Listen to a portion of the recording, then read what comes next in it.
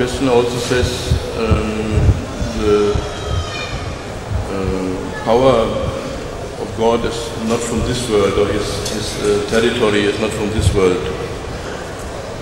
and the outside is passing by, and only the soul is eternal.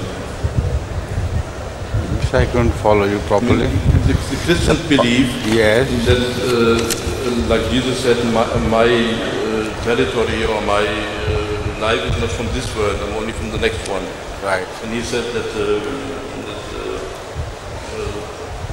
power of God or his territory is not from this world, it is only from the next. And I think it's not a clear-cut question. No, but this is a Christian belief. According to Muslims, God is as much in heaven as on earth, and He's everywhere. So His territory extends to everything, every direction.